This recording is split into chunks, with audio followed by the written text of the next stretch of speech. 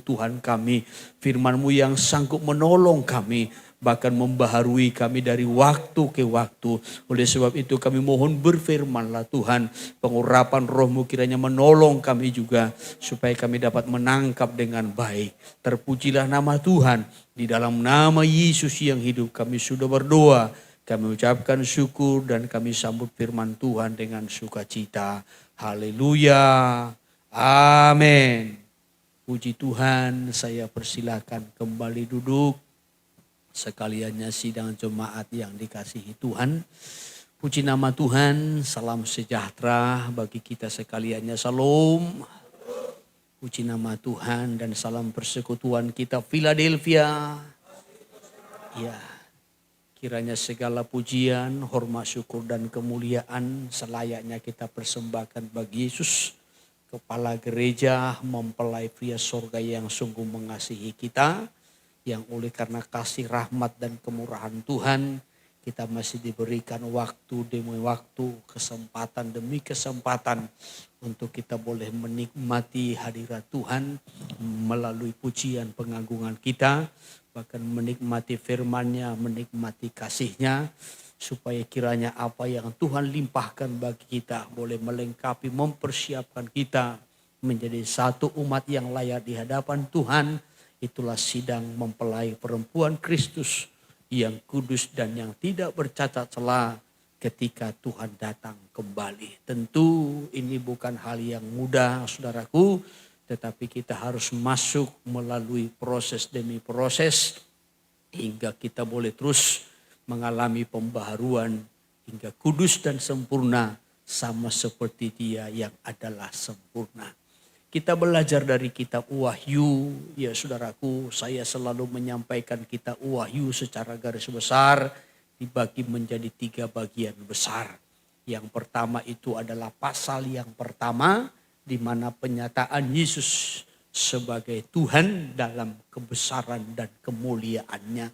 Sedangkan bagian yang kedua adalah pasal 2 sampai kepada pasal yang ketiga, yaitu mengenai gereja yang berada dalam koreksi.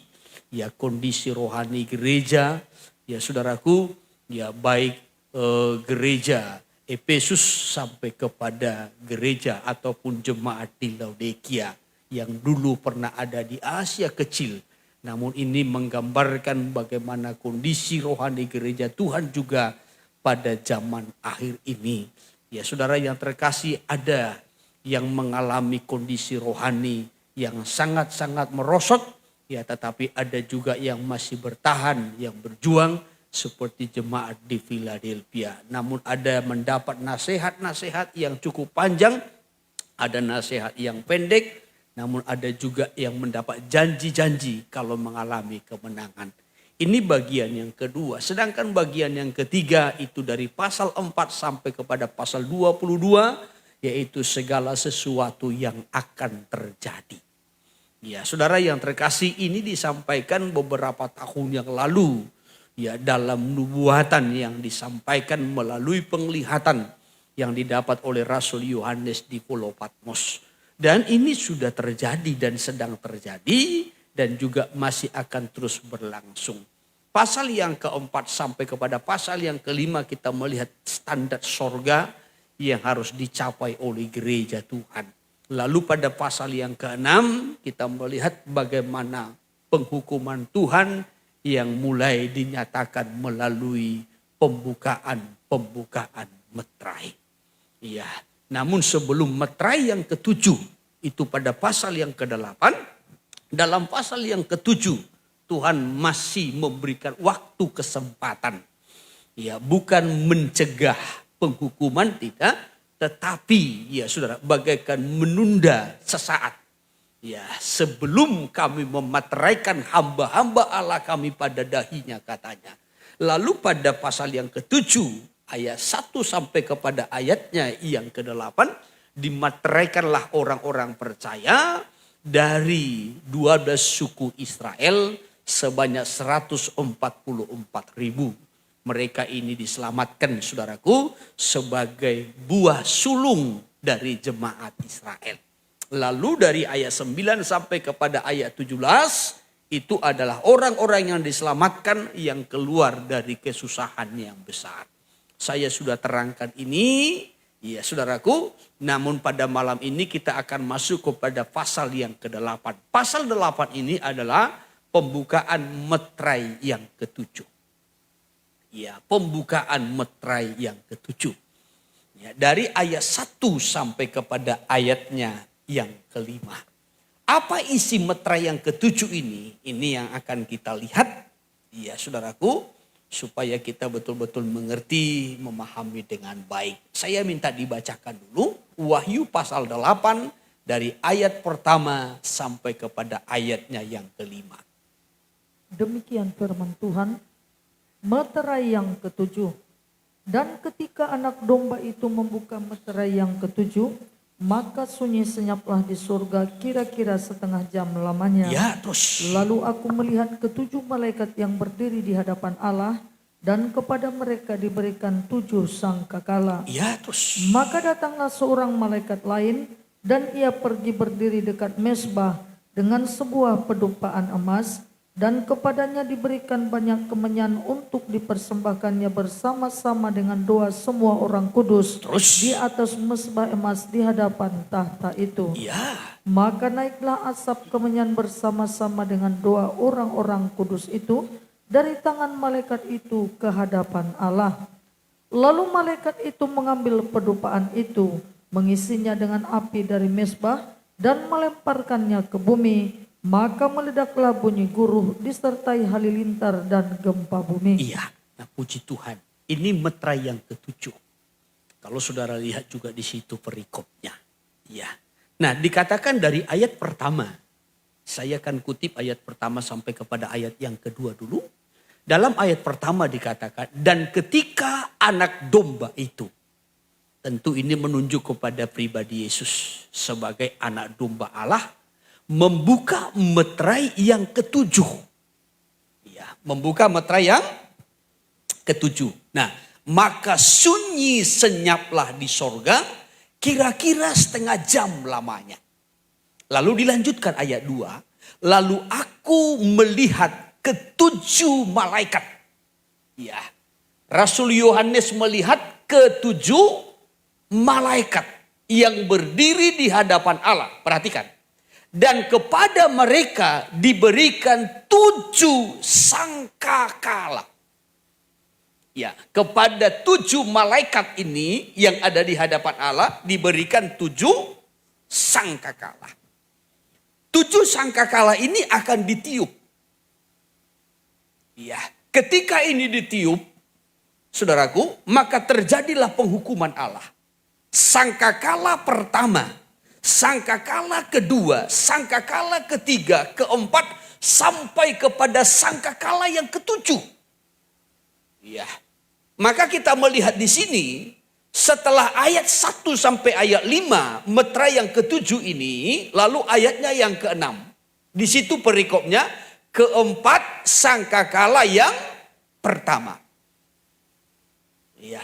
Jadi langsung berkelanjutan. Setelah meterai yang ke-7 ini dibuka, langsung dilanjutkan dengan peniupan sangkakala penghukuman. Iya. Jadi ayat 1, meterai itu dibuka, lalu ayatnya yang kedua diperlihatkanlah 7 malaikat dengan 7 sangkakala. Iya. Jadi isi daripada meterai yang ke-7 itu adalah 7 sangkakala. Itu isinya. Iya, sekali lagi, ya, isi daripada meterai yang ke-7 itu adalah 7 sangkakala. Iya. Kita sudah melihat pembukaan meterai. Meterai yang pertama sampai kepada meterai yang kelima itu adalah akibat daripada tindakan antikristus. Ya, sekali lagi. Ya. Meterai yang pertama sampai meterai yang kelima itu adalah akibat daripada tindakan-tindakan dari antikristus. Ya, meterai yang pertama tampilnya kuda dan penunggang kuda. Kuda putih dan penunggangnya. Meterai yang kedua munculnya kuda merah padam dan juga penunggangnya. Meterai yang ketiga penunggang kuda. Ya. Sampai kepada yang keempat. Demikian juga yang kelima. Ya, saudaraku. Jadi meterai yang pertama sampai kepada meterai yang kelima itu adalah akibat tindakan-tindakan dari antikristus. Yaitu mulai dari kesesatan. Ya. Karena ada kesesatan, maka nanti ada peperangan. Ada perselisihan. Ya sudah, hilangnya damai sejahtera. Ada peperangan sehingga terjadilah nanti kelaparan. Terjadilah juga segala bentuk penyakit, termasuk penyakit sampar. Terjadi gempa bumi, ya, dan seterusnya. Ya. Jadi pembukaan meterai pertama sampai kepada meterai yang kelima itu akibat tindakan-tindakan daripada antikristus. Ya, di mana antikristus yang bekerja secara rahasia, ya, dalam menyesatkan daripada manusia. Ya, secara khusus orang-orang pilihan Tuhan sebenarnya yang menjadi sasarannya. Dan akibatnya nanti saya sudah terangkan ini, baik itu soal peperangan, hilangnya damai sejahtera, penyakit dan seterusnya. Ya. Sementara meterai yang ke-6 itu adalah perubahan pada tata surya. Di mana Tuhan menghukum alam. Ya, perubahan pada tata surya. Ya, alam dihukum, ya, langit dan benda-benda penerang itu mengalami keubahan. Lalu selanjutnya, ya, meterai yang ketujuh. Ketika meterai yang ketujuh ini dibuka, dikatakan pada Wahyu pasal 8 ayat 1, maka sunyi senyaplah di sorga. Ya, sunyi senyaplah di sorga. Apa isi daripada meterai yang ketujuh ini? 7 sangkakala penghukuman. Yaitu hukuman-hukuman yang lebih dahsyat lagi. Ya, hukuman-hukuman yang lebih mengerikan lagi. Oleh sebab itu kita kembali kepada Wahyu pasal yang ke-8 ini. Dalam ayatnya yang pertama. Nah, dikatakan dalam ayat pertama tadi. Dan ketika anak domba itu membuka meterai yang ketujuh, maka sunyi senyaplah di sorga. Tentu hal ini adalah suatu peristiwa yang sangat mencengangkan. Kenapa saya katakan suatu peristiwa yang sangat mencengangkan? Karena biasanya sorga itu penuh dengan sukacita dan puji-pujian. Iya. Tetapi ketika meterai yang ketujuh dibuka, justru dikatakan sorga itu suasananya sunyi senyap. Ya, ini kan sesuatu hal yang sangat mencengangkan. Orang saja kalau biasanya dia orangnya ceria, ya, orangnya saudara humoris, langsung tiba-tiba langsung kayak sedih, ya, tidak bergairah. Ini sesuatu yang mencengangkan. Membuat kita heran. Kalau saudara punya anak yang selalu ceria. Bangun pagi pun dia senyum. Ya, saudara kan. Ada anak-anak kan bangun pagi nangis. Minta makan, nangis. Ya, minta jajan, nangis.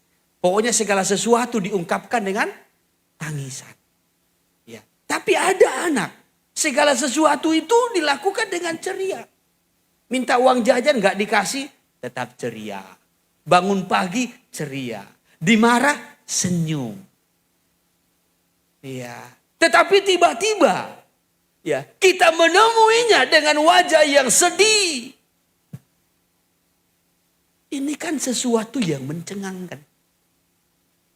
Ya, anak kita saja kalau begitu, ya, ini sesuatu yang mencengangkan, yang membuat kita heran.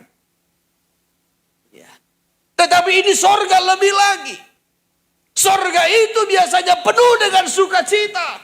Ada pujian, ada penyembahan. Ya. Tetapi ketika meterai yang ketujuh ini dibuka, Alkitab mencatat, maka sunyi senyaplah sorga selama lebih kurang setengah.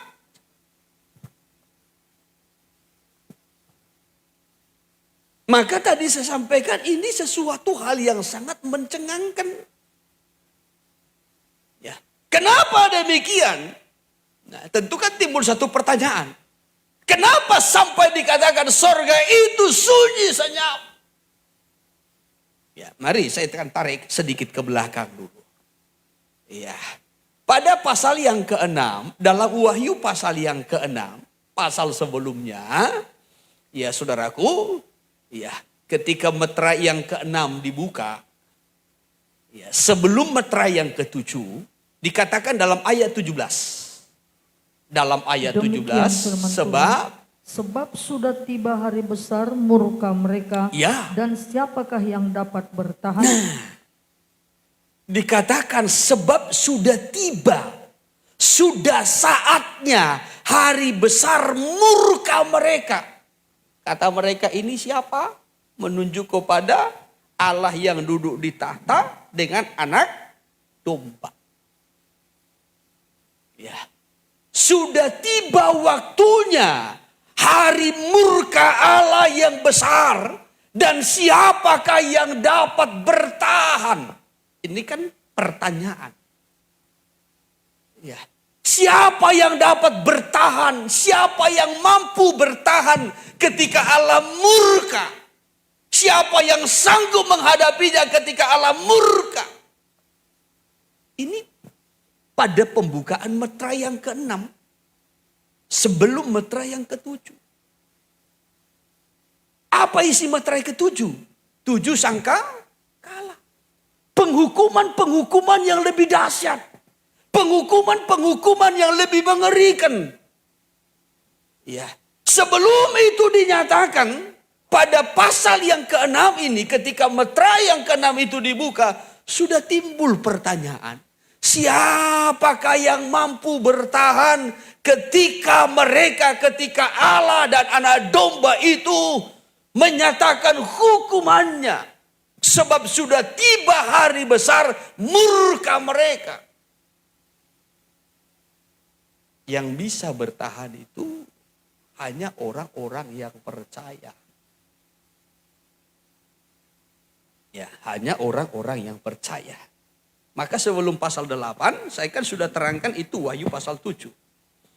Wahyu pasal 7, ya, sebelum masa kesukaran besar, sebelum zaman antikristus berkuasa seutuhnya di bumi ini selama 3,5 tahun, itu yang sering kali saya sebutkan sebagai masa kesukaran besar. Ya, kalau ada gambarnya boleh ditampilkan. Ya, sebelum itu gereja sudah diangkat. Ya, yang disebutkan dalam kitab Ibrani sebagai jemaat anak-anak sulung. Ya.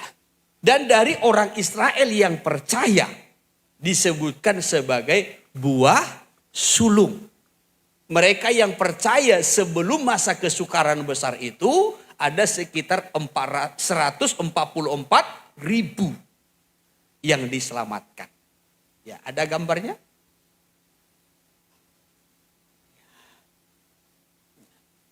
Jadi sebelum masa kesukaran itu, gereja sudah diangkat. Sebelum masa kesukaran itu, 144.000 dari kalangan orang Israel yang percaya itu diangkat. Karena pada zaman antikristus, atau pada masa kesukaran 3,5 tahun itu, di sana penghukuman Tuhan penghukuman yang dahsyat. Di sana sangkakala penghukuman itu dinyatakan. Ya. Maka sebelum sangkakala penghukuman itu dinyatakan, dipertanyakan siapa yang mampu bertahan. Nah di sini, sebelum kesukaran besar 3,5 tahun ini, antikristus, ya, bahkan antikristus nanti mampu menghentikan korban dalam bait Allah, lalu terjadilah penganiayaan besar. Sebelum ini gereja sudah diangkat sebagai jemaat anak-anak sulung. Iya. Kalau dikatakan sulung, berarti ini yang terbaik. Dan tentu ada yang tertinggal. Ada gereja yang tertinggal. Ada jemaat yang tertinggal. Nanti masuk kemari. Sebelum ini, dari kalangan orang Israel juga, ada yang diangkat. 144 ribu. Disebutkan itu sebagai buah sulung. Ya. Apakah cuma itu orang Israel yang diselamatkan? Tidak. Ada nanti yang disebutkan sebagai buah susulan. Ya. Lalu mereka masuk juga kemari. Orang yang diselamatkan di sini, di masa ini, 3,5 tahun ini, itu Wahyu 7 ayat 9 sampai ayatnya yang ke-17. Ya, yang diselamatkan dari segala suku, bangsa, kaum, dan bahasa. Tetapi mereka diselamatkan karena mereka juga di sini mempertahankan iman.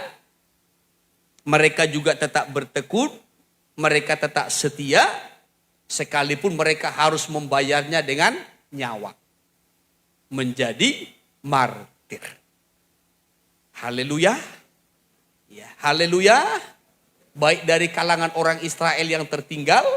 Maupun juga dari gereja, jemaat-jemaat. Dari segala bangsa yang tertinggal. Masih ada kesempatan di sini diselamatkan. Tetapi sebagaimana tadi saya sampaikan. Mereka harus mempertahankan imannya. Ya, mereka harus tetap bertekun. Sekalipun mereka dianiaya. Ini aniaya besar. Ya. Dan mereka harus rela menyerahkan nyawanya. Sampai mati. Mereka harus mempertahankan imannya. Supaya mereka bisa diselamatkan. Memang harganya mahal. Ya, saudaraku. Itu di sini pada zaman aniaya besar. Saudara yang terkasih, tadi saya sampaikan sebelum masa ini, Wahyu pasal yang ke-7 itu adalah di mana Tuhan memberikan kemurahan, kesempatan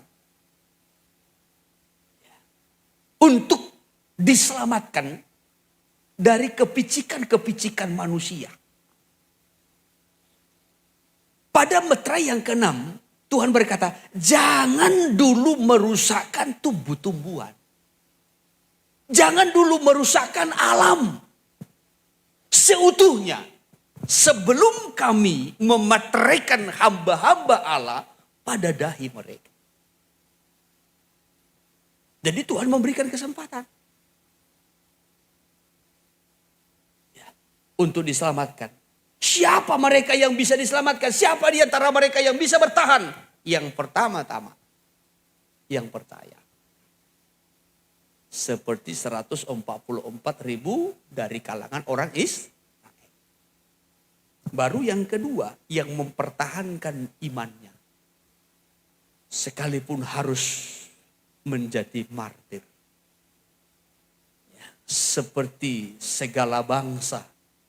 Yang keluar dari kesusahan yang besar, itulah Wahyu 7 ayatnya yang ke-9 sampai kepada ayatnya yang ke-17. Ya. Saudara yang terkasih, kalau kita memperhatikan, Tuhan memberikan peluang untuk selamat. Tuhan memberikan peluang untuk mengalami penebusan. Tetapi sangat disayangkan. Tidak banyak orang yang menghargai dan mempergunakan kesempatan itu. Walau Tuhan memberi peluang. Justru mereka berusaha menyelamatkan diri dengan caranya sendiri. Dengan cara bagaimana? Coba kembali kepada pasal yang ke-6 tadi. Ya, pasal yang ke-6 ayat 15. Ayat Demikian, 15. Ya. dan raja-raja di bumi dan pembesar-pembesar serta perwira-perwira Ya. dan orang-orang kaya Terus. serta orang-orang berkuasa Terus. dan semua budak Ya. serta orang merdeka Ya. bersembunyi ke dalam gua-gua dan celah-celah batu karang di gunung. Ya. Saudara perhatikan nih. Para raja-raja, pembesar, perwira-perwira, orang-orang kaya, dan orang-orang yang berkuasa, termasuk semua budak, orang merdeka, mereka berusaha menyelamatkan dirinya dengan caranya. Yaitu dengan cara bersembunyi ke dalam gua-gua dan celah-celah batu. Tuhan memberikan kesempatan, Tuhan membuka peluang untuk diselamatkan, tetapi mereka justru berusaha menyelamatkan dirinya dengan caranya. Mereka bersembunyi. Ya. Sementara Tuhan sudah menahan pembukaan metra yang ketujuh, yang isinya 7 sangka.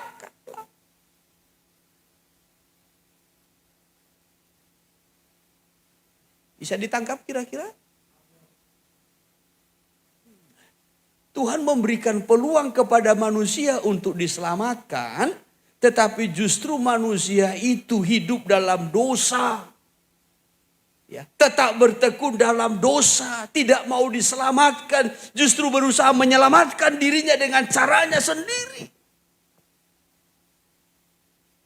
Sementara Tuhan sudah mempersiapkan hukuman yang lebih dahsyat lagi, yang lebih mengerikan lagi. 7 sangkakala. Oleh sebab itulah, maka sorga itu dikatakan sunyi. Kira-kira setengah jam. Kenapa sampai sunyi senyap kira-kira setengah jam? Saudaraku, seakan-akan Tuhan itu begitu tertegun melihat ketegaran hati manusia yang tidak mau bertobat. Seakan-akan Tuhan itu begitu bersedih melihat keadaan kondisi manusia yang tidak mau bertobat. Walau Tuhan sudah memberikan peluang, Tuhan memberikan kesempatan, tetapi justru manusia itu hidup dalam dosa, berusaha menyelamatkan dirinya dengan caranya.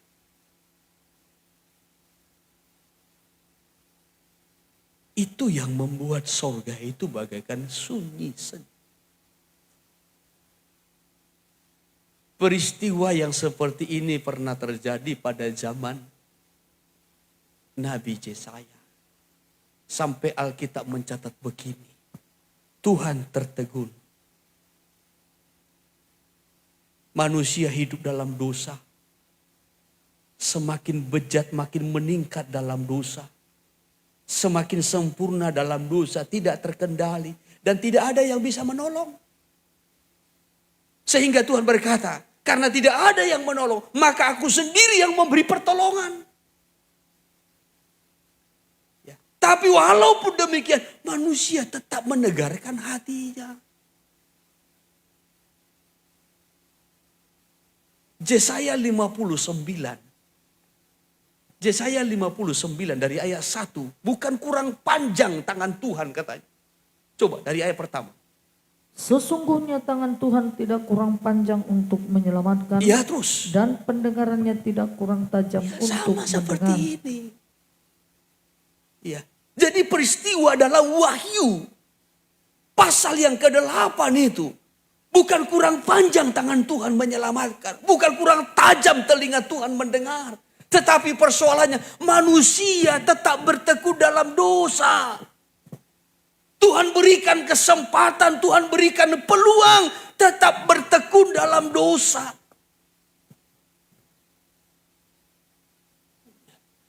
Sementara penghukuman-penghukuman yang lebih mengerikan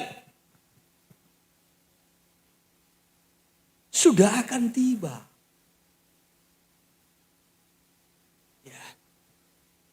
Tadi kita sudah membaca sampai diserukan. Karena sudah tiba hari penghukuman mereka. Siapakah yang dapat bertahan?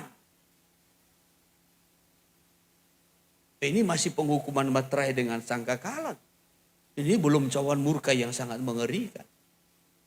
Ya, tapi syukur cawan murka itu nanti ditumpahkan. Iya, saudaraku, gereja sudah diangkat. Gereja sudah diangkat. Itu ditumpahkan nanti kepada antikristus. Iya. Jadi dalam kitab Yesaya pasal 59 ini, peristiwa pernah terjadi pada zaman Nabi Yesaya ini. Ya, sampai diserukan, ya, bukan kurang panjang tangan Tuhan menyelamatkan, bukan kurang tajam pendengarannya untuk mendengar doa seruan, tetapi terus. Tetapi yang merupakan pemisah antara kamu dan Allahmu ialah segala kejahatanmu. Terus. Dan yang membuat dia menyembunyikan diri terhadap kamu sehingga ia tidak mendengar ialah segala dosamu. Iya, apa persoalannya? Dosa. Ya, itu persoalannya. Dosa. Bukan Tuhan tidak mau menyelamatkan. Manusia tidak mau lepas dari dosa. Bukan Tuhan tidak mau memberkati. Bukan Tuhan tidak mau menolong. Bukan Tuhan tidak peduli. Tapi apa persoalannya? Dosa. Manusia tidak mau lepas dari dosa. Kalau manusia mau lepas dari dosa, sebesar apapun dosa kita, Tuhan sanggup menyelesaikan. Amin. Iya. Masih ingat toh Yesaya pasal 1 ayat 18. Marilah kita berperkara sekalipun dosamu merah seperti kermiji akan putih seperti salju. Sekalipun dosamu merah seperti kain kesumba akan putih seperti bulu domba, kata Tuhan. Kalau mau. Ya. Jadi tidak ada dosa yang terlalu rumit, tidak ada dosa yang terlalu besar, tidak ada dosa yang tidak bisa diselesaikan oleh darah Yesus. Segala bentuk dosa darah Yesus mampu menyelesaikannya. Tetapi persoalannya, maukah manusia menyelesaikan dosanya atau tidak? Itu yang menjadi masalah.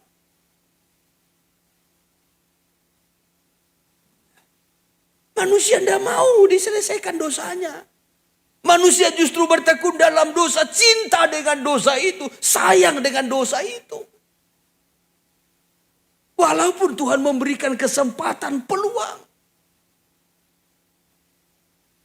Maka sampai dikatakan tadi bukan kurang panjang tangan Tuhan. Bukan kurang tajam pendengarannya. Persoalannya manusia tidak mau lepas dari dosa. Ya, itu yang menjadi penghalang. Ya, sehingga tidak didengarkan Tuhan karena dosa ini. Terus ayat 3. Sebab tanganmu cemar oleh darah dan jarimu oleh kejahatan. Terus. Mulutmu mengucapkan dusta. Ya, terus. Lidahmu menyebut-nyebut kecurangan. Ya, bayangkan. Baik perbuatannya, tangannya, mulutnya. Ya, penuh dengan dusta. Bahkan juga menyebut-nyebut kecurangan. Ya, saudaraku. Nah, ini terus meningkat lagi. Ayat 4. Tidak ada yang mengajukan pengaduan dengan alasan benar. Tidak ada. Ya, semua memberikan laporan-laporan palsu. Tidak ada yang memberikan laporan yang benar. Semua laporan-laporan palsu. Semua laporan-laporan dengan tujuan hanya untuk mengangkat dirinya. Membenarkan dirinya. Tidak ada laporan-laporan yang benar. Ya, semua bersifat menarik kepada dirinya. Terus. Dan tidak ada yang menghakimi dengan alasan teguh. Iya, terus. Orang mengandalkan kesia-siaan dan terus. mengucapkan dusta. Iya. Orang mengandung bencana dan melahirkan kelaliman. Ya, mengandung bencana, merancangkan hal-hal yang jahat. Merancangkan hal-hal yang mendatangkan malapetaka. Merancangkan hal-hal yang mencelakakan. Ya. Jadi baik perbuatannya, perkataannya, pikirannya, rancangannya. Semua mengandung dosa. Bahkan terus. Mereka menetaskan telur ular beludak dan menenun sarang laba-laba. Iya, terus. Siapa yang makan dari telurnya itu akan mati. Iya, terus. Dan apabila sebutir ditekan pecah, keluarlah seekor ular beludak. Bayangkan. Ya, sampai seperti digambarkan seperti ular yang bertelur. Ya, kelihatan telur itu bagus. Tetapi isinya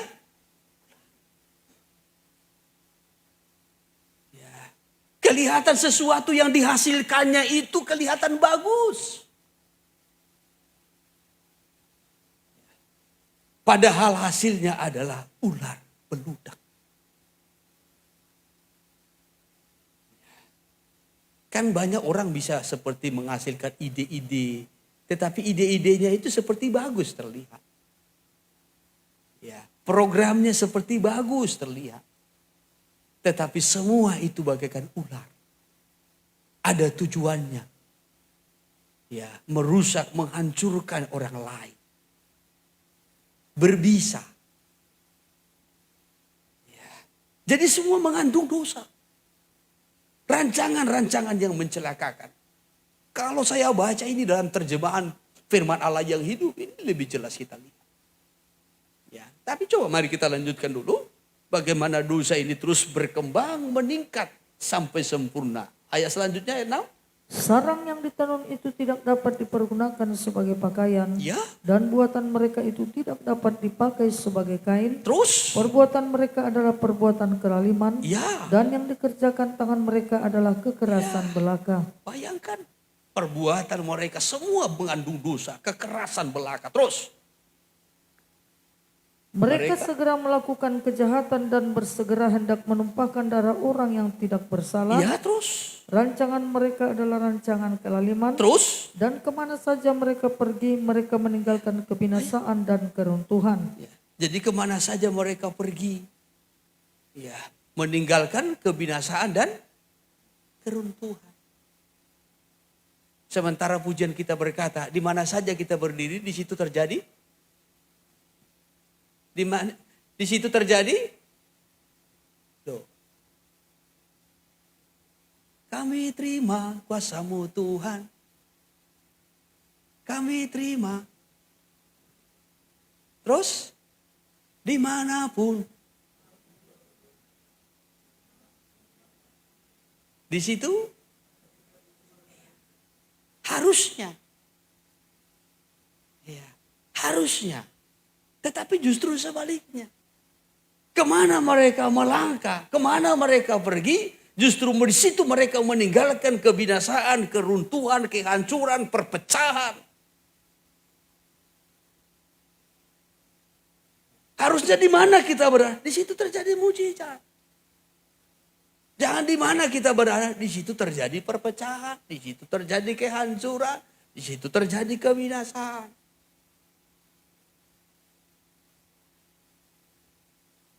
Haleluya. Ya. Harusnya anak-anak Tuhan di mana berada, di situ terjadi mujizat. Ya. Saudara masuk di PT yang mau tutup, akhirnya PT itu maju dan berkembang. Harusnya itu.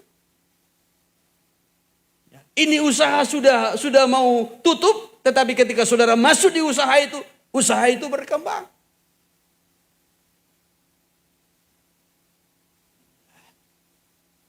Ini keluarga sudah mau hancur ketika saudara ada di tengah-tengah keluarga itu, ada di rumah tangga itu, ada di rumah itu, rumah tangga itu menjadi kokoh, utuh. Harusnya begitu.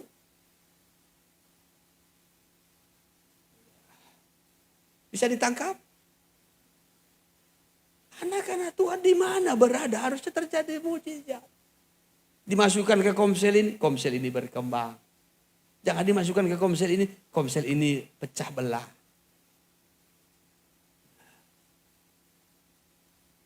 Itu ini. Harusnya di mana kita berada, di situ terjadi mujizat. Ya. Jadi ini dosa yang berkembang, meningkat. Sampai Tuhan betul-betul tertegun melihat. Coba terus. Kita lanjutkan. Ayat 8. Mereka tidak mengenal jalan damai. Ya. Dan dalam jejak mereka tidak ada keadilan. keadilan. Ada keadilan. Semua kecurangan. Terus. Mereka mengambil jalan-jalan yang bengkok. Ya, terus. Dan setiap orang yang berjalan di situ tidaklah mengenal damai. Tidak mengenal damai. Ya, semua hanya peperangan, permusuhan, perselisihan, pertikaian. Terus. Sebab itu keadilan tetap jauh daripada kami. Ya. Dan kebenaran tidak sampai kepada kami. Ya, terus kami menanti-nantikan terang tetapi hanya kegelapan. Terus. Menanti-nantikan cahaya tetapi kami berjalan dalam kekelaman. Ya, ini. Ini sebenarnya kan ungkapan umat Tuhan. Anak-anak Tuhan. Orang-orang percaya. Tetapi mereka hidup dalam dosa. Ya, sehingga bukan terang yang mereka alami, tetapi kegelapan. Terus.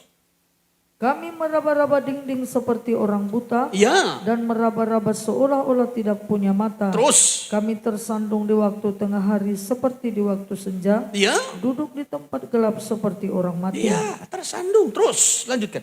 Kami sekalian meraung seperti beruang.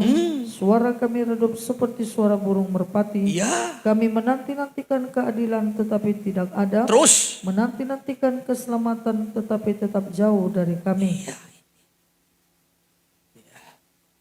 Mereka menjerit, berteriak, berseru. Menantikan keselamatan justru makin jauh. Kenapa? Dosa. Maka di awal tadi bukan kurang panjang tangan Tuhan menyelamatkan. Bukan kurang tajam pendengarannya. Persoalannya dosa. Manusia tidak mau lepas dari dosa itu. Bukan Tuhan tidak sanggup menyelamatkan. Bukan korban Kristus, bukan darah Yesus tidak mampu menyelesaikan dosa. Bukan demikian. Hanya manusianya tidak mau lepas dari dosa. Justru meningkat dalam dosa. Sampai sempurna dalam dosa. Iya, coba terus. Sungguh dosa pemberontakan kami banyak di hadapan-Mu. Dan dosa kami bersaksi melawan kami. Terus.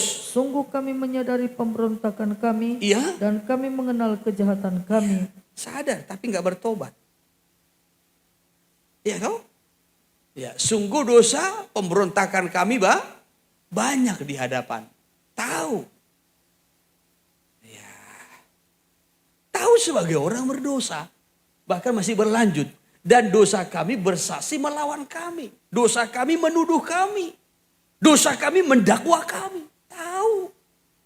Masih berlanjut. Sungguh kami menyadari pemberontakan kami. Dan kami mengenal kejahatan kami. Kami tahu. Kami orang pemberontak. Kami orang yang melawan Tuhan. Kami sadar itu. Ya. Kami mengenal jalan-jalan yang kami lalui itu adalah jalan-jalan dalam dosa. Sadar. Hanya persoalannya nggak mau lepas. Iya. Bahkan terus. Lanjutkan. Kami telah memberontak dan mungkir terhadap Tuhan. Ya. Dan berbalik dari mengikuti Allah kami. Ya. Kami merancangkan pemerasan dan penyelewengan. Terus. Mengandung dusta dalam hati Ya. dan melahirkannya dalam kata-kata. Ya, bayangkan. Ya. Disadari. Kami sudah menyeleweng. Kami sudah berpaling dari Tuhan. Ya.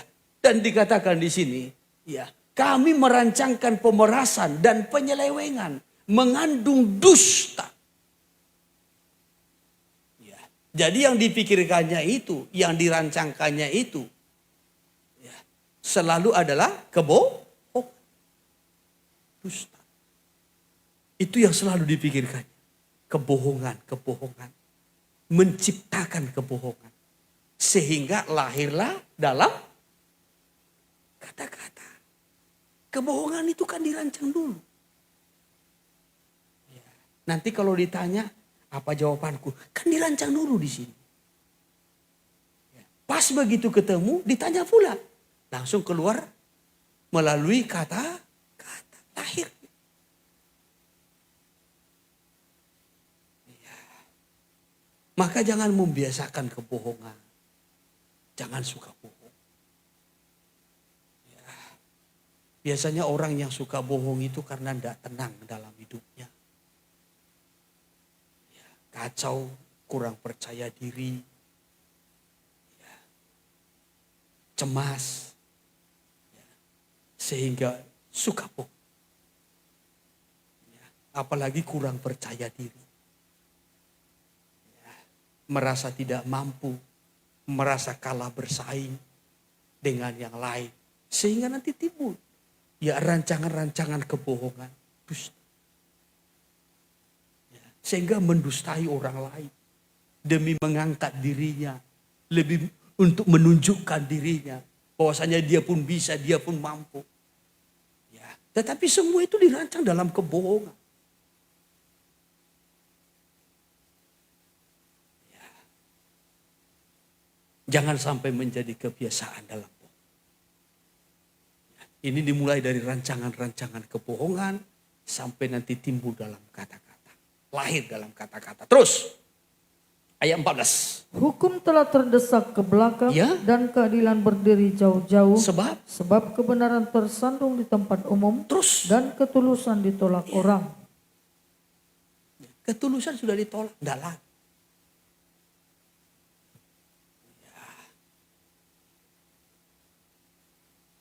Jadi sudah sangat sulit menemukan orang-orang yang tulus. Walaupun namanya si Tulus. Ya. Siapa nama? Tulus. Ya. Tetapi ketulusan sudah ditolak. Semua sudah ada motivasi. Semua sudah ada motivasi. Dibuat sesuatu ada motivasi. Dikerjakan sesuatu ada motivasi. Ya, saudaraku. Ya. Segala sesuatu. Sampai nanti kan masuk dalam perkara-perkara rohani, pelayanan, ibadah. Ya, sehingga ibadah pun nanti ada motivasi-motivasi yang loba. Melayani pun ada motivasi-motivasi yang loba. Bukan lagi dengan ketulusan.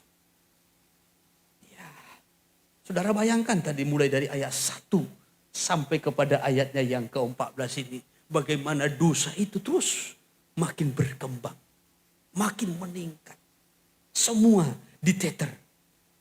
Ya, baik dosa perbuatan, pikiran, perkataan, sikap hidup, semua. Ya.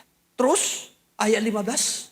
Dengan demikian kebenaran telah hilang. Ya. Dan siapa yang menjauhi kejahatan ia menjadi korban Ya. rampasan. Bayangkan siapa yang menjauhi kejahatan, siapa yang mau hidup dalam kebenaran justru menjadi korban. Ya. Menjadi korban kejahatan. Ya. Kita berusaha jujur, kita menjadi korban. Kita berusaha hidup benar, kita menjadi korban. Kita berusaha hidup rohani, hidup kudus, menjadi korban. Kenapa? Karena manusia betul-betul sudah rusak. Ya, kondisi rohani manusia pada akhir zaman yang sudah rusak. Tidak ada lagi orang yang tulus. Orang kalau berusaha untuk hidup benar justru menjadi korban. Ya, bahkan terus. Tetapi Tuhan melihatnya Ya. Dan adalah jahat di matanya bahwa tidak ada hukum. Jahat di mata Tuhan kalau tidak ada hukum. Maka dari dulu Tuhan selalu memberikan hukum. Sejak Tuhan menempatkan manusia di Taman Eden pun Tuhan sudah memberikan hukum. Apa hukumnya? Ya, semua buah di taman ini boleh kamu makan dengan bebas. Tetapi kecuali ya pohon pengetahuan dan pohon kehidupan yang ada di tengah-tengah taman ini, jangan sekali-kali kamu merabanya. Apalagi memakannya. Kamu pasti, itu kan hukum yang Tuhan beri. Ya. Dan terus berkelanjutan. Setelah terbentuk umat Tuhan, itulah Israel, Tuhan juga memberi hukum. Pada masa itu Tuhan masih memberikan hukum Taurat. Sebelum hukum Taurat, saya selalu menyampaikan dari sejak semula Tuhan menciptakan manusia, Tuhan memberikan hukum, namanya hukum hati nurani. Hukum hati nurani. Jadi di dalam hati nurani kita Tuhan taruh hukum. Ketika kita salah, kita tahu kalau kita salah.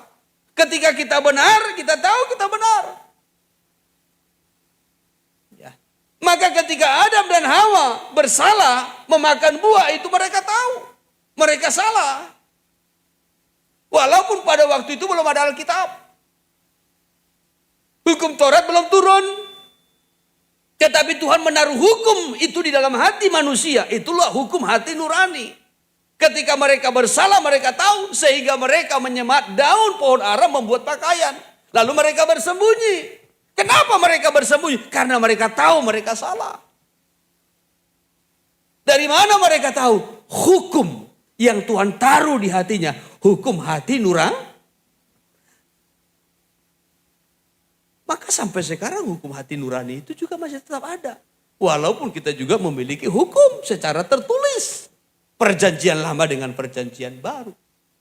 Tetapi dalam hati kita ada hukum hati nurani yang Tuhan taruh. Maka ketika kita salah, kita tahu kita salah. Hati kita tidak tenang, jantung kita berdebar-debar. Ya saudaraku, kita nggak ibadah saja pun kita tahu. Kadang-kala kita merasa bersalah. Kok tadi nggak ibadah aku ya, padahal hanya gerimis doang. Ya, apalah nanti alasanku, ku buat pun alasan. Toh juga ada rasa tertuduh. Ya toh? Punya pengalaman kan begitu kan? Punya kan? Ya, karena kita punya hukum di hati. Namanya hukum hati nurani. Ya, hukum hati nurani. Ya. Ketika saudara melayani tidak benar pun, saudara tahu saudara salah. Ya. Hukum hati nurani itu mendakwa kita, menuduh kita. Kamu salah. Ketika kita berbohong, kita tahu kita bohong, kita salah. Karena hukum hati nurani itu menuduh kita, mendakwa kita.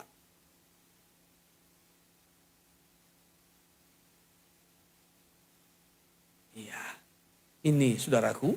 Ya. Jadi Tuhan ya memberikan hukum kepada manusia dari sejak semula sampai sekarang. Kalau hukum ditiadakan, Tuhan pun tidak setuju. Maka dikatakan jahat di mata Tuhan kalau tidak ada hukum. Ya, kalau tidak ada hukum. Ya, maka di semua ada hukum. Di negara ini pun ada hukum. Ya, dan Tuhan setujui itu.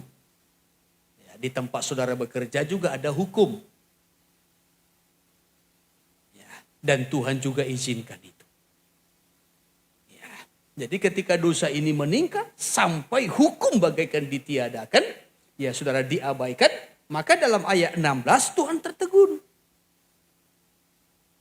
Ya, biasanya kalau orang tertegun itu kan seperti terdiam. Heran. Ya, melihatnya. Coba ayat 16. Ia melihat bahwa tidak seorang pun yang tampil Ya. dan ia tertegun karena tidak ada yang membela. Terus. Maka tangannya sendiri memberi dia pertolongan. Terus. Dan keadilannya lah yang membantu dia. Ya. Tuhan heran. Ya. Nggak ada yang memberi pertolongan. Manusia justru hidup dalam dosa, makin meningkat dalam dosa. Ya. Nggak ada lagi yang mau mengarahkan. Bagaimana mau mengarahkan? Karena semua pemimpin-pemimpinnya pun ditolak. Sama seperti pada zaman Yeremia juga. Ketika Yeremia menyampaikan kebenaran kepada bangsa itu, Yeremia pun dilawan. Ya. Yeremia pun dilawan.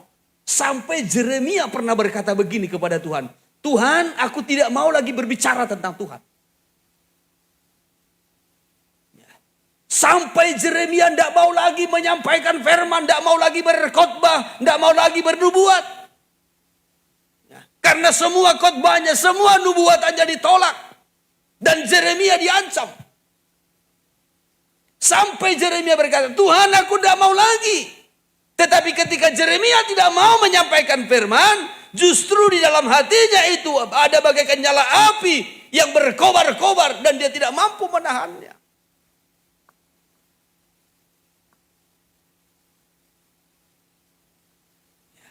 Seakan-akan Yeremia berkata seperti ini. Percuma Tuhan. Ku khotbahi juga percuma. Ku ajar juga percuma. Ku nasihati juga percuma. Mulai sekarang aku mau diam. Tidak mau berbuat apa-apa. Mau mati, matilah dia di situ. Kan begitu kan Yeremia? Ya.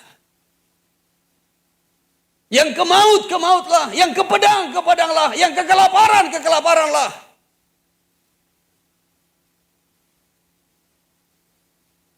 Karena sudah menolak. Ya, atau sebelum kita lanjutkan nih. Saya kutip sebentar kitab Yeremia. Ya. Yeremia pasal 20 ya. ayatnya. Ya, ini keluh kesah Yeremia akibat tekanan jabatannya. Itu dari ayat 7. Ya, boleh dari ayat 7 dulu. Engkau telah membujuk aku ya Tuhan, Ya. dan aku telah membiarkan diriku dibujuk. Terus, Engkau terlalu kuat bagiku dan engkau menundukkan aku. iya, Aku telah menjadi tertawaan sepanjang hari. iya, Semuanya mereka mengolok-olokkan aku. iya, bayangkan. Ini ungkapan Yeremia kepada Tuhan. Tuhan, engkau sudah membujuk aku ya Tuhan. Dan aku sudah rela, aku mau dibujuk Tuhan menjadi seorang nabi. Ya, karena kalau dulu dalam perjanjian lama, menjadi nabi itu ngeri. Ya. Nggak ada orang mau jadi nabi. Kecuali karena dipaksa Tuhan. Ya. Nggak ada. Ya. Yunus mau karena paksa. Nanti saudara baca kita Amos. Amos pun begitu. Amos mengungkapkan, aku seorang gembala. Dan pemungut buah ara. Tapi karena dipaksa Tuhan aku harus bernubuat. Ya, maka aku sampaikan. Jadi dalam perjanjian lama, seorang nabi itu orang yang betul-betul itu disingkirkan, diasingkan, dijauhkan. Nggak disukai, saudara. Ya. Beda dengan sekarang. Kalau sekarang ini banyak hamba Tuhan idola. Ya, pendeta idol. Pendeta idola. Ya, banyak penggemarnya. Kalau dulu nabi nggak ada itu. Ya, nggak ada itu saudaraku. Ya, saya pernah ditanya oleh seorang hamba Tuhan. Ya, kenapa Yohanes Pembaptis itu seorang nabi seperti Yohanes Pembaptis memakai baju bulu unta. Makanannya madu belalang. Ya, saya menerangkan bahwasanya dimulai dari kenabian. Nabi dalam perjanjian lama itu adalah orang yang tidak disukai. Ya, orang yang tidak disukai. Ya, maka kalau saudara jadi seorang pelayan, seorang hamba Tuhan yang benar, tidak disukai, jangan kecil hati. Justru kalau saudara disukai, itu menjadi pertanyaan. Apakah pelayan atau hamba Tuhan sih boleh-boleh? Tidak punya keberanian, tidak punya ketegasan. Tidak punya keberanian menyampaikan kebenaran. Maka nabi-nabi dalam perjanjian lama nggak ada yang disuka. Baik Yesaya, Yeremia, ya, dan lain sebagainya. Ya. Maka kalau Tuhan tetapkan menjadi nabi, itu berat. Yeremia menyampaikan, engkau sudah membujuk aku ya Tuhan. Berarti Yeremia pernah menolak toh? Ya, dari ungkapannya ini. Tapi Tuhan bujuk. Ya, oke lah kalau begitu. Kira-kira begitu. Ya, nah, kupenuhilah panggilan. Ya, terus. Sebab setiap kali aku berbicara terpaksa aku berteriak, Ya, terpaksa berseru kelaliman aniaya. ya, sebab. Sebab firman Tuhan telah menjadi celah dan Ya. cemooh bagiku sepanjang hari. Ya. Jadi setiap disampaikan firman menjadi cemooh, dia ditertawakan, dia diejek, dia direndahkan, dia dikucilkan, dia dihina. Ya. Ini pengalamannya. Coba terus. Tetapi apabila aku berpikir aku tidak mau mengingat dia dan tidak mau mengucapkan firman lagi demi aku namanya, gak mau mengingat Tuhan lagi. Saya main. Ya, cukuplah itu. Dan aku tidak mau lagi menyampaikan firman-Nya. Mengucapkan firman-Nya demi namanya. Sakit. Ya. Kusampaikan kebenaran aku diolok-olok. Kusampaikan firman, justru aku dihinakan, direndahkan, dikucilkan. Ya. Aku berusaha melupakannya, kata Yeremia. Terus. Maka dalam hatiku ada sesuatu yang seperti api yang menyala-nyala, Ya, terkurung dalam tulang-tulangku. ya, Aku berlelah-lelah untuk menahannya, tetapi aku tidak sanggup. ya, ini pengalaman. Jadi Yeremia sebenarnya berusaha untuk menghentikan pelayanannya, nggak mau lagi khotbah, nggak mau lagi bernubuat. Tapi ia mengungkapkan justru di dalam hatiku ada seperti nyala api yang menyala-nyala terkulung dalam tulang-tulangku, berlelah-lelah untuk menahannya, tetapi aku tidak sanggup. Ya, firman itu selalu ingin keluar, ingin disampaikan, diberitakan.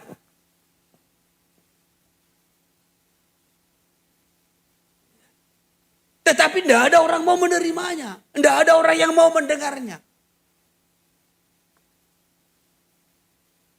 Kalau seperti ini masih mau mendengar, ya masih serius mendengar, oh ini masih enak. Ya. Cobalah kalau sempat Yeremia menyampaikan kebenaran, tidak ada yang mau mendengar. Ya, saudaraku, justru ada yang menyahut-nyahut, ada yang mengejek, dan lain sebagainya. Ini kan membuat tertekan. Tapi ini yang dialami oleh Yeremia.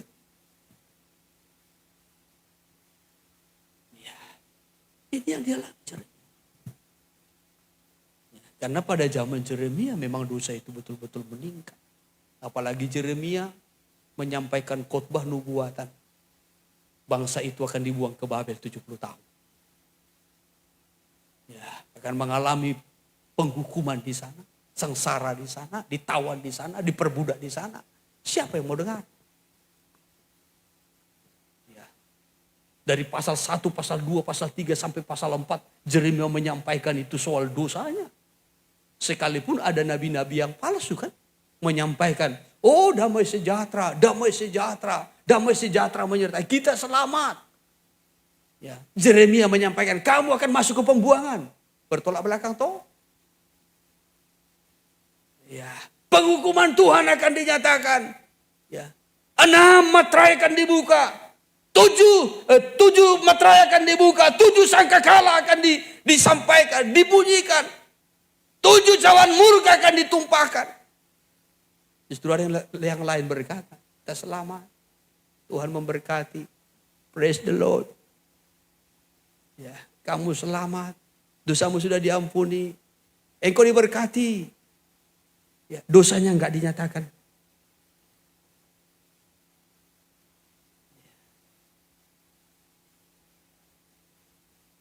Pada zaman Yeremia, pada zaman Nabi Yesaya.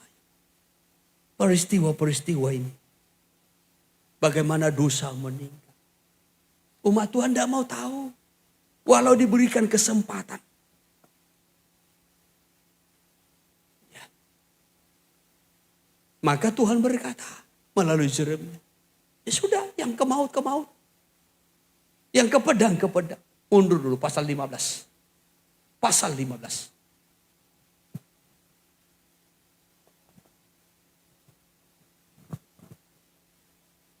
Yeremia pasal 15 ayat 1. Tuhan berfirman kepadaku, Ya. sekalipun Musa dan Samuel berdiri di hadapanku, Ya. hatiku tidak akan berbalik kepada bangsa ini. Terus. Usirlah mereka dari hadapanku, Ya. biarlah mereka pergi. Ya. Sampai Tuhan berkata, walaupun ada di situ Musa dan Samuel, hatiku tidak berbalik lagi, kata Tuhan. Tidak berbalik lagi.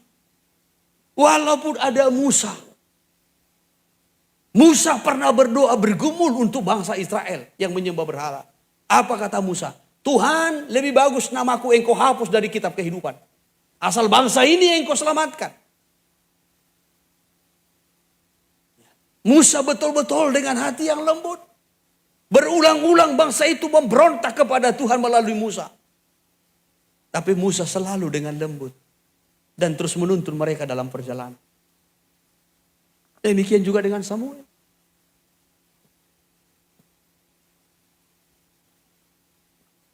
Bagaimana Samuel selalu bergumul untuk Saul. Untuk bangsa Israel. Tetapi Saul tidak pernah berubah. Sampai matinya Samuel. Saul tidak berubah-berubah. Hati Samuel begitu sedih. Melihat Saul yang tidak berubah-berubah. Hal yang sama pada zaman Yeremia. Ya. Maka sampai Tuhan berkata, walaupun Musa dan Samuel berdiri di hadapanku, bangsa ini tidak akan kuampuni, kata Tuhan. Ya. Lalu ayat 2. Dan apabila mereka bertanya kepadamu, Ya. kemanakah kami harus pergi? Terus. Maka jawablah mereka, beginilah firman Tuhan, Terus. yang ke maut, ke Mautlah terus. yang ke pedang, ke pedanglah, Ya. yang ke kelaparan, ke Ya. kelaparanlah, Terus. dan yang ketawanan, ketawananlah. Terserah mereka, kata Tuhan. Jadi ada kalanya Tuhan sudah membiarkan. Dibiarkan kemana? Bukan dibiarkan begitu saja, dibiarkan kepada penghukuman. Ya. Jadi peristiwa ini yang akan nanti terjadi juga pada zaman akhir ini. Ketika meterai-meterai sudah dibuka, meterai pertama, kedua, ketiga, sampai kepada meterai yang keenam. Sebenarnya kan ada kesempatan peluang yang Tuhan beri.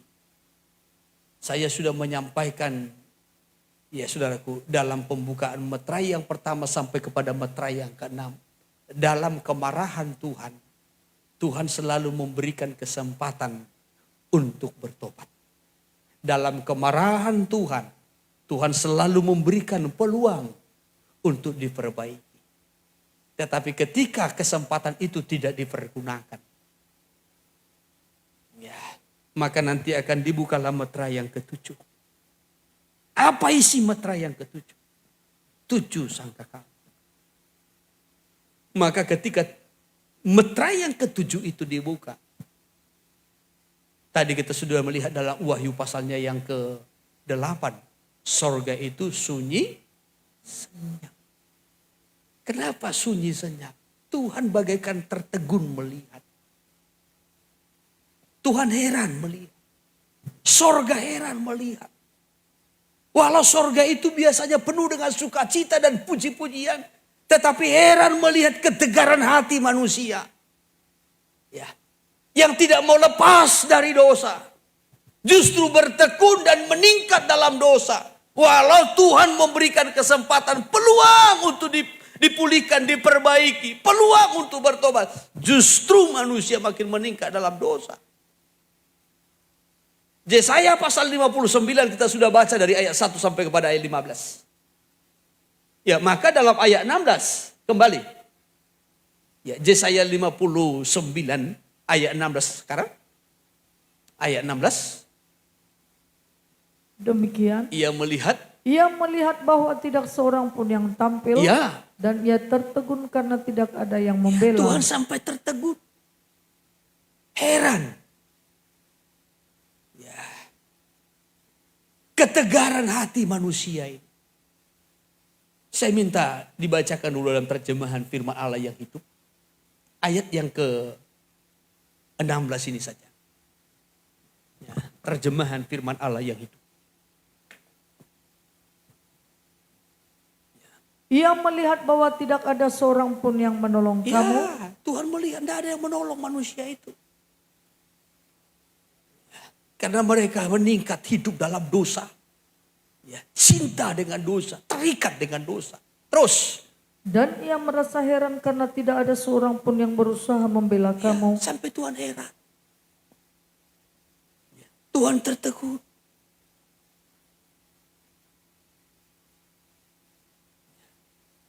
Tidak ada yang bisa berbuat apa-apa. Ya, maka Tuhan sendiri yang menolong. Terus.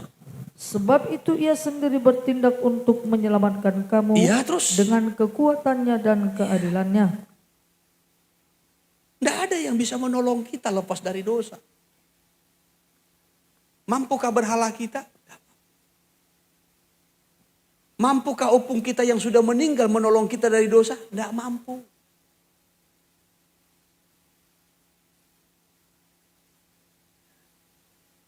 Mampukah ilah-ilah dunia ini menolong kita dari dosa? Tidak mampu. Tidak ada satu ilah pun, tidak ada satu berhala pun, tidak ada satu roh pun yang mampu melepaskan kita dari dosa. Kecuali Tuhan. Tuhan melihat bagaimana kondisi manusia yang terikat dengan dosa. Makin meningkat dalam dosa, makin bejat. Semakin lama makin sempurna dalam dosa. Dan tidak satu pun mampu menolong. Baik berhala-berhala, roh-roh nenek moyang, tidak mampu menolong.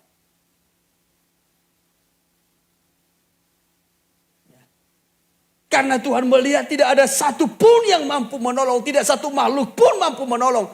Maka Tuhan sendiri yang menolong kita. Tetapi itu pun manusia tetap mengeraskan hati. Ya. Maka dalam ayat 19, dalam ayatnya yang ke-17 sampai 18, mau tidak mau Tuhan harus tetap memberikan penghukuman. Terjemahan sekarang saja. Terjemahan sekarang. Ayat 17. Ia mengenakan keadilan sebagai baju zirah. Iya. Dan ketopong keselamatan ada di kepalanya. Terus. Iya. Ia mengenakan pakaian pembalasan. Iya. Dan menyelubungkan kecemburuan sebagai jubah. Iya. Sesuai dengan perbuatan-perbuatan orang. Terus. Demikianlah ia memberi pembalasan. Iya. Kehangatan murka kepada lawan-lawannya. Terus. Ganjaran kepada musuh-musuhnya. Iya. Bahkan kepada pulau-pulau yang jauh ia memberi ganjaran. Iya. Tapi karena manusia itu tetap hidup dalam dosa. Sudah tidak ada yang mampu menolong. Tidak ada satu berhala pun mampu menyelamatkannya. Tidak ada satu roh pun yang mampu membebaskannya. Tuhan sendiri yang menolong. Tetapi manusia tidak mau ditolong. Manusia tidak mau lepas dari dosa. Justru manusia meningkat dalam dosa. Maka dalam ayat 17 sampai kepada ayat 18. Maka Tuhan tampil dengan keadilannya untuk menghukum. Nah itu tadi yang terjadi juga pada kita Wahyu. Ya. Selama pembukaan meterai yang pertama sampai meterai yang ke-6. Dalam kemarahan Tuhan, dalam murkanya. Tuhan masih memberikan peluang. Kesempatan bagi manusia untuk bertobat. Ya. Maka ada 144.000 dari orang Israel yang diselamatkan. Tetapi jumlah orang Israel kan bukan hanya 144.000. Sampai sekarang ini saja sudah jutaan. Ya, belum lagi dari bangsa-bangsa lain. Berapa miliar manusia di dunia ini.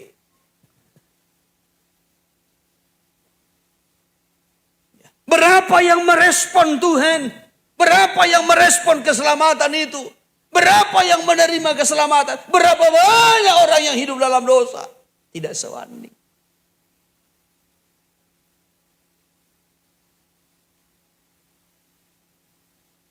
Maka penghukuman Tuhan dinyatakan pada waktu yang sudah Tuhan tetapkan. Tuhan melihat ketegaran hati manusia yang tidak mau bertobat. Maka sorga sunyi. Heran melihat ketegaran hati. Mungkin kita pun begitu. Ketika kita melihat seseorang yang kita harapkan bertobat. Mengalami pembaharuan. Tetapi tidak mengalami pembaharuan. Kita pun bisa tertegun terbodoh.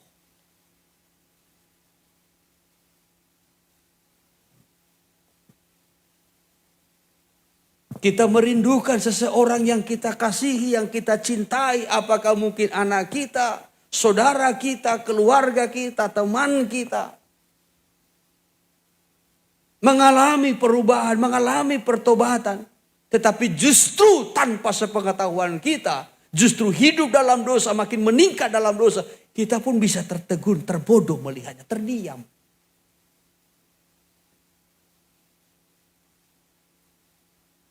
Sorga sunyi senyap.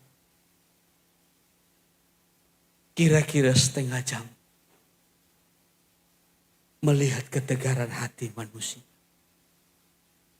Sementara 7 sangkakala sudah mau ditiup sebagai bentuk penghukuman. Maka nanti kalau sangkakala ini sudah ditiup, penghukuman itu sangat mengerikan. Ya, sangat mengerikan. Ya, saudaraku, ya, kalau kita melihat dalam ayat yang kedua tadi, Wahyu pasal 8, saudara perhatikan, Wahyu pasal 8 ayat 2.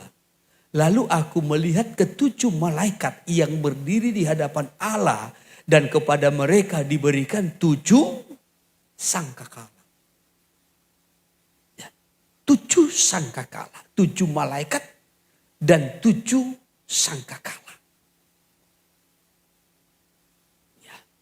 Saudaraku, biasanya sangkakala itu dipakai dengan beberapa fungsi. Kalau kita melihat di dalam kitab Bilangan pasal 10. Bilangan pasal 10, ya. Coba sebentar kita lihat dulu di situ Bilangan pasal 10. Dari ayat 1 sampai kepada ayat 10, di situ ada beberapa fungsi daripada sangkakala itu. Yang pertama, ayat 1 sampai kepada ayat yang keempat. Sangkakala itu kalau dibunyikan, tujuannya untuk mengumpulkan jemaat. Supaya jemaat itu berkumpul, berhimpun. Itu ayat 1 sampai kepada ayat 4. Lalu yang kedua, saudara juga boleh lihat itu ayat 1, ayat 5, dan ayatnya yang ke-6. Ya. Kalau sangkakala itu dibunyikan, itu juga bisa menjadi satu tanda. Ya, bahwasanya bangsa Israel itu, umat Tuhan itu pada waktu itu mereka harus berangkat. Ya, kalau mereka berkemah di satu-satu tempat, ya saudara, petunjuk untuk mereka berangkat melanjutkan perjalanan, maka sangkakala itu harus ditiup. Itu ayat 5 dengan ayatnya yang ke-6. Ya, lalu fungsi yang ketiga, itu ayat 9. Ya, kalau mereka sedang melakukan peperangan, ya, sangkakala ditiup. Ya, itu ayat 9. Lalu yang keempat itu ayat 10. Ya, sangkakala juga itu ditiup pada hari kesukaan.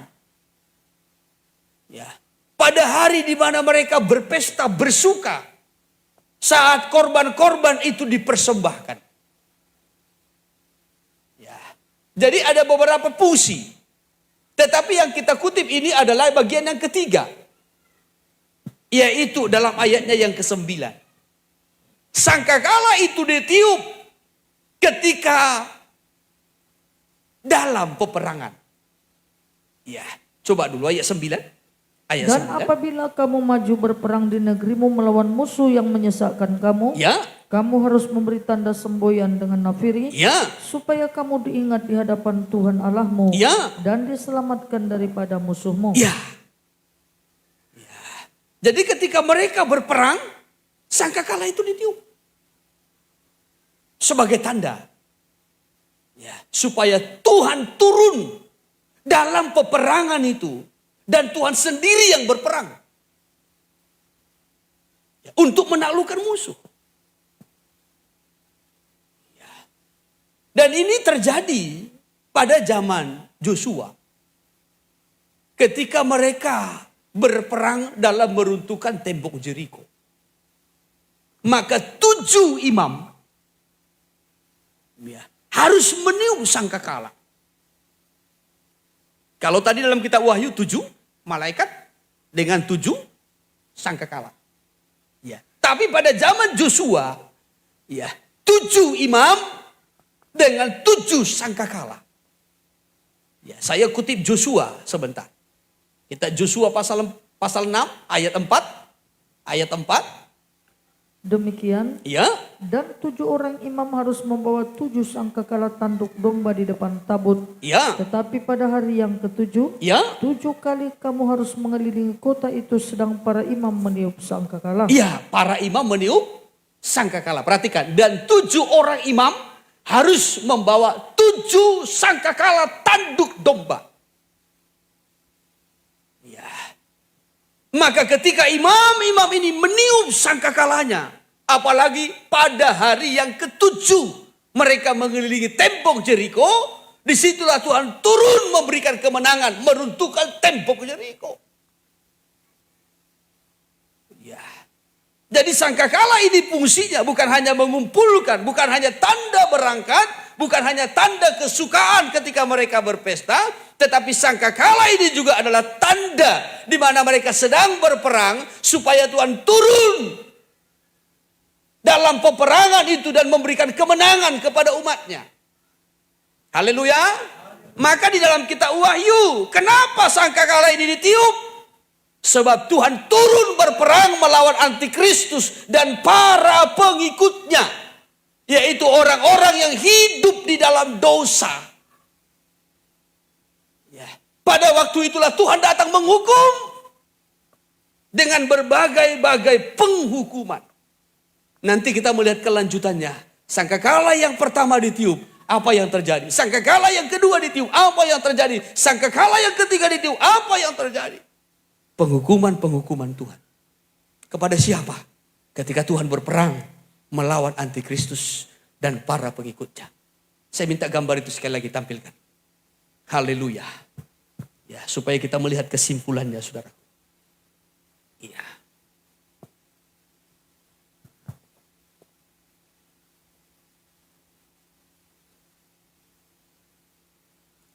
Jadi ketika sangkakala ini ditiup, ya, maka Tuhan turun berperang. Siapa yang Tuhan perangi? Adalah antikristus. Mana gambarnya? Iya, saudara perhatikan. Sebelum masa kesukaran besar, gereja yang sempurna sudah diangkat. 144.000 dari orang Israel sudah diangkat. Orang-orang yang tertinggal masuk dalam masa kesukaran, aniaya. Ya, aniaya.